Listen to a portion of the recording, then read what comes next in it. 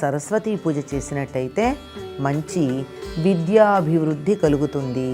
ఎవరైతే ఈనాడు అక్షరాభ్యాసం చేసుకుంటారో వాళ్ళకి చాలా గొప్ప చదువు వస్తుందని, ఈవిడకి తెల్లని పుష్పాలు, కొబ్బరి నివేదన చేసినట్టయితే ఆ తల్లి చాలా సంతోషించి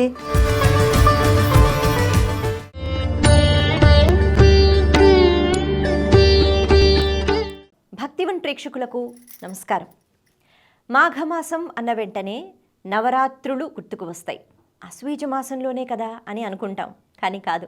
మాఘమాసంలో పాడ్యమి నుంచి నవమి వరకు వచ్చే నవరాత్రులను శ్యామలా నవరాత్రులు అంటారు, అలాగే గుప్త నవరాత్రులు అని అంటారు. మరి శ్యామలా నవరాత్రులు అంటే మనందరికీ తెలుసు, మాఘమాసంలోనే పంచమి తిథి అంటే శ్రీ పంచమి, వసంత పంచమి, సరస్వతీదేవి పుట్టిన తిథి అని అంటారు. సరస్వతీదేవిని భక్తి శ్రద్ధలతో మనం అందరం ఆరాధిస్తూ ఉంటాం. మరి కేవలం ఒక్కరోజు అని కాకుండా ఈ మాఘమాసంలో పాడ్యమి నుంచి నవమి వరకు శ్యామల అంటే మళ్ళీ సరస్వతి స్వరూపమే. అటువంటి ఆ శ్యామల ఆరాధన 9 రోజులు కూడా చేస్తూ ఉంటారు చాలామంది నేటికి. వీటిని గుప్త నవరాత్రులు అని కూడా అంటారు. మరి గుప్త నవరాత్రులు అంటే ఆ గుప్తము, ఆ శబ్దము విన్న వెంటనే అదేదో రహస్యము అనేటట్టుగా ఉంటుంది. కానీ ఇందులో దాగి ఉన్న విషయం ఏమిటి అంటే, ఈ నవరాత్రులలో సరస్వతి ఆరాధన, శ్యామల ఆరాధన విశేషమైన శక్తిని ఇస్తుంది. శక్తి అంటే సరస్వతీదేవి అనేటప్పటికీ విద్యలను ఇచ్చేది కదా, విద్య ఇచ్చేది, వినయం ఇచ్చేది, తద్వారా సంస్కారం ఇచ్చేది. వీటన్నిటి ద్వారా ఎన్నో భోగములు మనం అనుభవిస్తాము. కేవలం డబ్బులు ఉంటే మాత్రమే భోగము అనుభవిస్తాము అన్నది ఉండదు. సంస్కారం చాలా ముఖ్యం, విద్య చాలా ముఖ్యం, జ్ఞానం చాలా ముఖ్యం. తరించిపోవాలి అంటే జ్ఞానం కావాలి కదా. అటువంటి జ్ఞానప్రదాయిని అయిన శ్యామలాదేవి లేకపోతే సరస్వతి ఆరాధన కేవలం 1 రోజు అని కాకుండా 9 రోజుల పాటు చేస్తారు.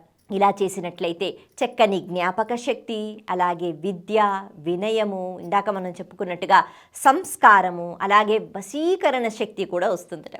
వశీకరణ శక్తి అంటే ఈ పదం వాడినప్పుడు మళ్ళీ ఇదేదో తంత్రములు, యంత్రములు వాటికి సంబంధించిందా అంటే కాదు. వశీకరణము అనేటప్పటికీ మనం ఎక్కడికైనా వెళ్ళి ఒక 4 మాటలు మాట్లాడితే అందరికీ వినసొంపుగా ఉండటం మన మాట ద్వారా. ఎందుకంటే వాక్కు, ఈ వాక్ వైభవము సరస్వతీదేవి అనుగ్రహం. మనం మాట్లాడే ప్రతి మాట ఆకర్షణీయంగా ఉండాలి, అందంగా ఉండాలి. అంటే అవతల వాళ్ళకి ఆనందాన్ని ఇవ్వాలి. ఎంతోమంది మన మాటలు విన్న తర్వాత ఆనందాన్ని పొందాలి. ఇది ఇక్కడ ఈ వశీకరణ శక్తికి అర్థం. కాబట్టి ఆ సరస్వతీదేవిని, శ్యామలాదేవిని ఈ నవరాత్రుల్లో ఎవరైతే ఆరాధిస్తారో వారి మాట తీరు బాగుంటుంది, వాళ్ళు మంచి వాక్కు కలిగి ఉంటారు, అందరి ప్రేమను వాళ్ళు పొందుతారు అనే మాట అన్నమాట. ఇలా సరస్వతి ఆరాధన చేసినట్లయితే చక్కని జ్ఞానము, వినయము ఈ సంపద రూపంలో మనకి వస్తుంది. ఈ సంపద ఎప్పుడూ తరిగిపోదు. మన దగ్గర 100 రూపాయలు ఉంటే ఒక 90 రూపాయలు ఖర్చు పెడితే 10 రూపాయలు మాత్రమే మిగులుతుంది. కానీ విద్య అటువంటిది కాదు. మన దగ్గర ఉన్న జ్ఞానం ఎంతమందికి పంచిపెట్టినా ఆ జ్ఞానం అలా మన దగ్గర కూడా ఉంటుంది, వాళ్ళకి కూడా ఇచ్చినట్టు ఉంటుంది. ఇంతకీ ఈ సరస్వతీదేవిని ప్రత్యేకించి ఎలా ఆరాధించాలి? అలాగే వసంత పంచమి అంటూ మనం ఆ పంచమి తిథి రోజు సరస్వతి ఆరాధన ఏదైతే చేస్తామో ఈ ఆరాధనలో దాగి ఉన్న విషయాలేమిటి ఇప్పుడు తెలుసుకుందాం. శ్రీ మహాగణాధిపతయ నమః. మాఘ శుద్ధ పంచమిని శ్రీ పంచమి, మదన పంచమి, రతికామ మదనోత్సవం, సరస్వతి జయంతి మొదలైనటువంటి పేర్లతో పిలవడమే కాకుండా చిత్రంగా వసంత పంచమి అంటారు. ఇంకా శిశిర ఋతువే ఉంది, అప్పుడే వసంత పంచమి ఏమిటి అంటే వసంత ఋతువు రావడానికి కావలసినటువంటి ఏర్పాట్లు చేస్తూ సిద్ధపరుస్తూ నేపథ్య రచన చేయడం మొదలయ్యింది అని అర్థం చేసుకోవాలంతే. అంతేకాకుండా రతి మదన పంచమి అనేటటువంటి రతికామ మదన పంచమి అనడంలో కూడా వసంతుడు, మన్మధుడు, రతీదేవి వీళ్ళ పేర్లు వస్తున్నాయంటే ఇంకా వసంత ఋతువుకు ఆహ్వానం పలుకుతున్నాము అని అర్థం. ఇక దీన్ని సరస్వతీ జయంతిగా చెప్పడం చాలా ప్రసిద్ధంగా ఉంది.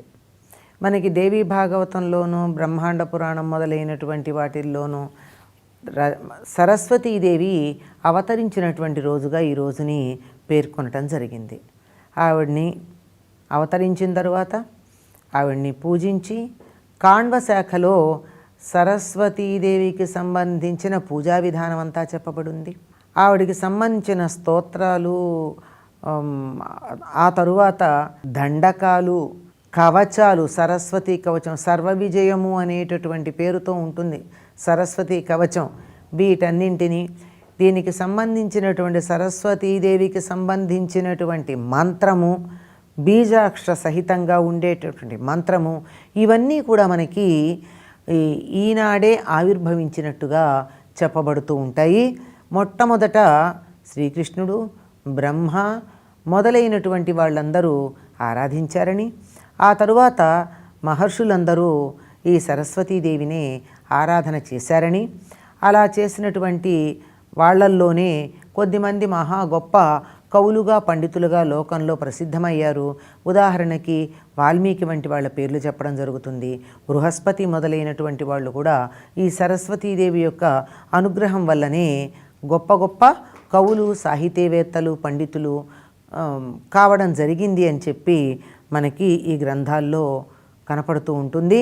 ఈ మాఘశుద్ధ పంచమి సరస్వతీ జయంతిగా లేక శ్రీ పంచమిగా. మళ్ళీ శ్రీ పంచమి ఏమిటి అంటే, ఎవరికైతే విద్య ఉందో వాళ్ళకి సమస్తమైన సంపదలు అందుబాటులోకి రావడం జరుగుతుంది కనుక సంపదలను ఇచ్చేటటువంటిది అంటే అన్నింటినీ కూర్చేది అనేటటువంటి అర్థంతో, ఏది కావాలంటే అటువంటి సంపదలను ఇవ్వగలిగింది అనేటటువంటి అర్థంతో సరస్వతి జయంతిని శ్రీ పంచమి అనేటటువంటి పేరుతో పిలుస్తూ ఉంటాం.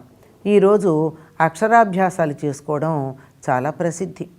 ఎవరైతే ఈనాడు అక్షరాభ్యాసం చేసుకుంటారో వాళ్ళకి చాలా గొప్ప చదువు వస్తుందని, మేధావులు అవుతారని, పండిత వర్గంలో స్థానం సంపాదించుకుంటారని చెప్పబడుతూ ఉంటుంది. అదేవిధంగా కొత్తగా కావ్యాలు రచించటం కానీ, ఏదైనా గ్రంథాలు ప్రారంభించటం కానీ, శుభకార్యాలు ఏమన్నా మొదలుపెట్టడం కానీ, వాటన్నింటికీ కూడా శ్రీ పంచమి చాలా శుభమైనటువంటి కాలంగా పెద్దలు పరిగణిస్తూ ఉంటారు. సరస్వతీదేవికి సంబంధించినటువంటి పూజ చేసేటటువంటిది ఈనాడు ఆవిడికి తృప్తి కోసం అన్నీ శ్రీ సూక్త విధానంతో షోడశోపచార పూజ నిర్వర్తించిన తరువాత చక్కగా అష్టోత్తరాలు, సహస్రనామాలు, కవచాలు, స్తూతులు ఇవన్నీ పూర్తి అయిన తరువాత ఆ తల్లికి ఏది సమర్పిస్తున్నారో అవన్నీ కూడా తెల్లగా ఉండడం ప్రధానమని చెప్తారు. ఎందుకంటే సర్వశుక్ల సరస్వతి అని, సరస్వతీదేవి చాలా అన్ని రకాలుగాను తెల్లగా ఉంటుందని, తెల్లదనం ఆవిడికి చాలా ప్రియమైందిగాను చెప్పబడుతూ ఉంటుంది. ఈవిడికి తెల్లని పుష్పాలు, తరువాత తెల్లగా ఉండే అరటిపళ్ళు, కొబ్బరి మొదలైనటువంటి ఫలాలు ఇవి నివేదన చేసినట్టయితే, తెల్లని ఆవు పాలతో చేసినటువంటి పరమాన్నం ఇటువంటివి నివేదన చేసినట్టయితే ఆ తల్లి చాలా సంతోషించి ఎంతటి విజ్ఞానం కావాలనుకుంటే అంతటి విజ్ఞానాన్ని ఇవ్వడానికి సిద్ధంగా ఉంటుంది అని చెప్పి మన పెద్దల యొక్క విశ్వాసం. ఇక్కడంతా ఆమెను పూజించేటటువంటి వారు కూడా తెల్లని వస్త్రాలు ధరించినట్టయితే తనకి నచ్చిన రంగు కదా అంచేత అనుగ్రహిస్తుందని. కానీ బెంగాల్ ప్రాంతంలో మాత్రం ఈ పూజ, సరస్వతీ పూజ చేసేటటువంటి వాళ్ళందరూ పసుపు పచ్చని వస్త్రాలు ధరిస్తారు. అంటే అమ్మవారికి తెల్లనివి కానీ తాము మాత్రం పచ్చని వస్త్రాలు ధరించటం, ఆ రోజు ఏ పని చదవటం, రాయడం లాంటివి చెయ్యరు. అవన్నీ దేవుడి దగ్గర పెట్టి పూజ చేయడమే ఉంటుంది. మనకి అంటే తెలుగు వాళ్ళకి ఇటువంటి సంప్రదాయం ఏమీ లేదు. కానీ ఈనాడు సరస్వతీ పూజ చేసినట్టయితే మంచి విద్యాభివృద్ధి కలుగుతుంది. ఆ తల్లికి నమస్కరించుకోవటం, ఆ తల్లిని పూజించటం, సరస్వతీదేవికి సంబంధించినటువంటి అంటే పుస్తకాలంటే ఆమె రాతకి సంబంధించి రాసుకునే పుస్తకాలు, కళలు, అచ్చు పుస్తకాలు ఇవన్నీ కూడా సరస్వతి యొక్క ప్రతిరూపాలుగా భావించి వాటిని పూజించడం అన్నది ప్రధానంగా ఈనాడు పాటించవలసినటువంటి అంశంగా చెప్తూ ఉంటారు. స్వస్తి.